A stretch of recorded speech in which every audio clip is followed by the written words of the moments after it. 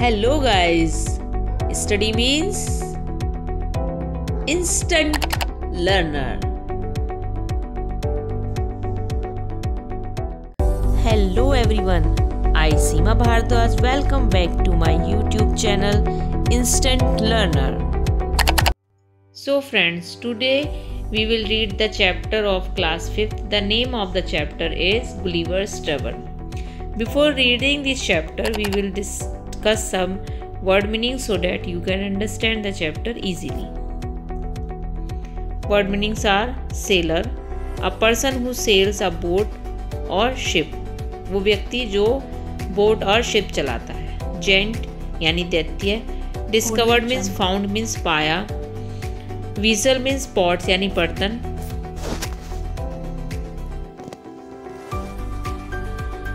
Explore means search यानी खोजना. बैरन infertile means बंजर. Crew member of the ship और बोट यदि चालक दल यानी जो शिप पर और बोट पर चलाने वाले होते हैं उनको क्रू बोला जाता है. Rowing the act of moving boat या नाव चलाना. ऑब्जर्व मीन्स नोटिस यानी देखा. ह्यूज मीन्स वेरी बिग यानी विशालकाय. मॉन्स्टर दैत्य. स्टीप वर्टिकल या सीधी खड़ी. एस्टोनिशमेंट मीन्स सरप्राइज और आश्चर्य. चेजिंग रनिंग आफ्टर या पीछा करते हुए. ट्रम्पेट अ म्यूजिकल इंस्ट्रूमेंट तुरही की तरह. रीप यानी कट काटना. अप्रोच कम नियर नज़दीक आया. स्क्रैम्ड शाउट लाउडली यानी तेज चिल्लाना. क्यूरियोसिटी यानी विलिंग टू नो जिज्ञासा. जेंटली मतलब सॉफ्टली यानी आहिस्ता से. इन वेन मीन्स यूजलेस यानी बेकार. Now we read the chapter. Gulliver's Travels. When a person tells a story of his life in his own words, it is called an autobiography.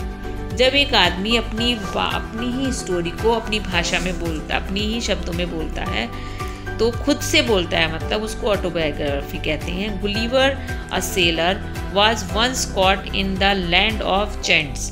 एक बार Gulliver जो seller था वो जो ऐसे gent मतलब बहुत विशालकाय लोगों के भूमि पर फंस जाता है. This is how he describe his experience. इसमें वो फिर अपने एक्सपीरियंस को डिस्क्राइब करता है. On the 16th of June 1730 we discovered land. 16 जून 1730 को हमने एक भूमि को खोजा. Our captain sent a dozen men with vessel for water. हमारा जो कैप्टन था उसने 1 दर्जन लोगों को जो है पानी की तलाश के लिए कुछ बर्तन लेकर भेजा. If any could be found, जिसको भी मिल जाए. When we came to land, we saw no river or spring or any inhabitant. हमें वहाँ पे ना तो कोई नदी दिखाई दी, ना कोई नाला दिखाई दिया और ना ही कोई इनहेबिटेंट मतलब कोई जीव जंतु या कोई आदमी वहाँ पर जीवन वहाँ पर दिखाई नहीं दिया. I went to the explore. हम जो है मैं खोज के लिए निकल गया. The country was barren and rocky. जो कंट्री था जहाँ पर हम उस लैंड पर रुके थे वो एकदम बैरन यानी कि इनफर्टाइल था और पथरीला था.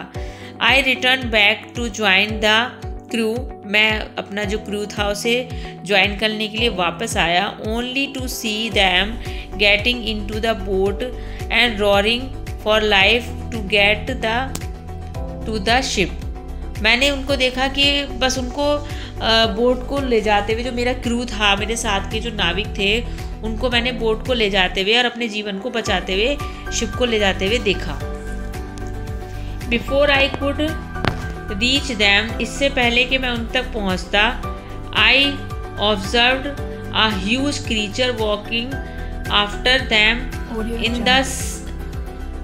इन the sea as fast as he could. मैंने देखा कि जब तक मैं उन तक पहुंचता कि मैंने देखा कि वहाँ पर एक बहुत ही विशालकाय आदमी था. वो उनके पीछे पीछे समुद्र में जा रहा था. वो इतनी तेज़ी से भाग रहा था जितना कि वो भाग सकता था। The water of the ocean reached only till his knees. उसका जो समुद्र का पानी था वो इतना ऊंचा था कि उसके घुटनों तक ही आ रहा था। However the monster was unable to overtake the speeding boat. फिर भी जो है वो जो मॉन्स्टर था वो बोट तक नहीं पहुंच पाया। Reaching the boat I turn back quickly and claim up the ship steep hill with fields of barley on either side and the corn rising up to 40 feet। मतलब वहाँ पर मैं आगे भागकर जब मैंने देखा कि पीछे मुड़ के क्विकली जो है मैं एक पहाड़ी पर चढ़ गया और वहाँ पे जो कुछ मक्का और बाजरे के जो पेड़ थे वो खड़े हुए थे, वो इतने ऊंचे थे कि 40 फीट तक ऊंचे थे। There was a fence to pass from one field to another. वहाँ पर एक फेंस बना हुआ था, एक घेरा बना हुआ था एक फील्ड से दूसरे फील्ड में जाने के लिए। It was impossible for me to climb because every step was 66 feet height. ये मेरे लिए बहुत मतलब मेरे लिए इम्पॉसिबल था, पॉसिबल ही नहीं था कि मैं उस पर चढ़ पाता, क्योंकि हर जो स्टेप थी, हर पैड़ी जो थी वो 6 फीट ऊंची थी। I was trying to find a gap in the hedge when I discovered one of the inhabitant in the next field. मैं जो उनके बीच में जो दरारें थी उनके बीच में कोशिश कर रहा था कि मुझे कोई गैप मिल जाए और मैं उसकी खोज के लिए एक जहाँ पर कुछ लोग रहते हैं ऐसे जीवित रहने वाले स्थान की खोज में निकल गया, आगे निकला। इन द नेक्स्ट फील्ड, दूसरे फील्ड में गया कि मुझे कोई ऐसा मिल जाए। वॉकिंग टूवर्ड्स द फेंस, उस फेंस की तरफ को जाते हुए। He was of the same size as the creature chasing the boat. वो सेम साइज का था जैसे कि वो क्रीचर मेरे पीछे दौड़ रहा था। मतलब उस फील्ड में उसने नेक्स्ट फील्ड में उसने एक आदमी को देखा जो कि खेतों में अपने फसल को काट रहा था।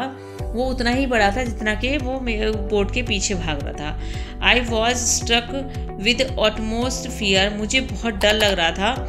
And astonishment I and run to hide myself. मैं वहाँ पे आश्चर्य से और डर से भाग रहा था और अपने आप को छिपाने की कोशिश कर रहा था। He called in a voice much louder than the trumpet. तो मुझे भागते हुए देख के उसने मुझे पीछे से बहुत तेज़ आवाज़ लगाई। वो इतनी तेज़ थी कि कोई बहुत ज़्यादा तुरही की तरह से आवाज़ बहुत तेज़ होती है जिसकी, उससे भी तेज़ आवाज़ उसकी थी। इट साउंडेड लाइक थंडर, इसकी जो आवाज़ थी उससे गड़गड़ाहट सी होने लगी। 7 monster like him came towards the field ready to reap the corn. तो जो कॉर्न का जो खेत था उनको उसकी फसल को काटने के लिए उसके जैसे 7 मॉन्स्टर वहाँ पर आते हैं। They carried a rapping hook, उनके पास एक रेपिंग हुक था जो काटने का जो होता है हुक, वो था। विच वॉज वेरी बिग, जो बहुत ही बड़ा था। When one of the reaper approach where I lay hidden, जब एक उनमें से एक जो रीपर था वो मेरी तरफ को आता है जहाँ पर मैं लेटा हुआ था, अपने आप को छिपाए हुए था। I screamed as loud as I could, मैं इतनी तेजी से चिल्लाया जितना कि मैं चिल्ला सकता था। The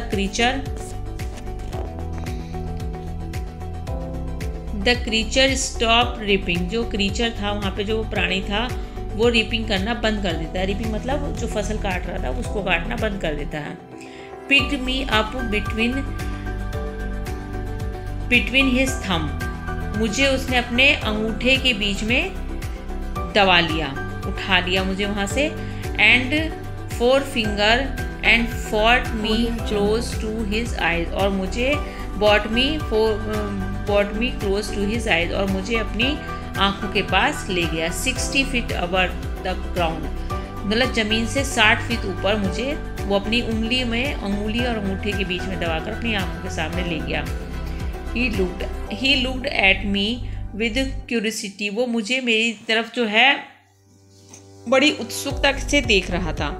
and below my hair aside to get a better view of my face।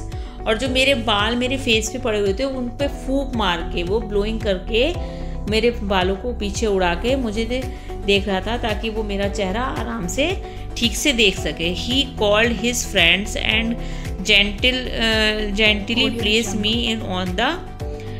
Me on the ground. और उसने मुझे मतलब अपने दोस्तों को बुलाया और मुझे बहुत ही आराम से नीचे ज़मीन पर रख दिया। They all sat on the ground to take a good look at me। वो सारे जो है ग्राउंड पर बैठ गए और मुझे देखने लगे। I walked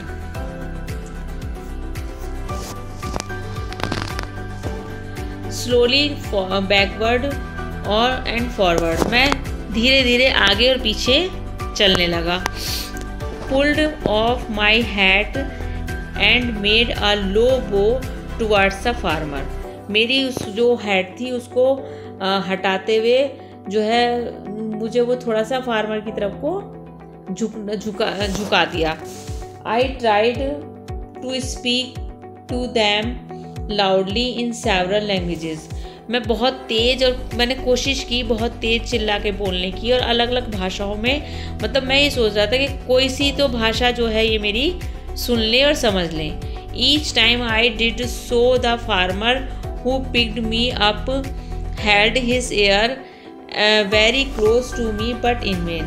वो मतलब मैं जब बोलता था तो मुझे हर बार मुझे वो जो एक फार्मर था वो मुझे अपने पास ले जाता था, अपने कान के पास, लेकिन व्यर्थ ही। यानी कि मैं कई आवाज़ों में कई भाषाओं में उनसे अपनी बात कहना चाह रहा था लेकिन कोई फ़ायदा नहीं था। The farmer took me to his house and placed me at some distance on the dining table which was 30 feet height from the floor। उसमें से एक जो फार्मर था वो मुझे अपने घर ले जाता है और मुझे एक डाइनिंग टेबल पे रख देता है जो कि ज़मीन से 30 फीट ऊंची थी।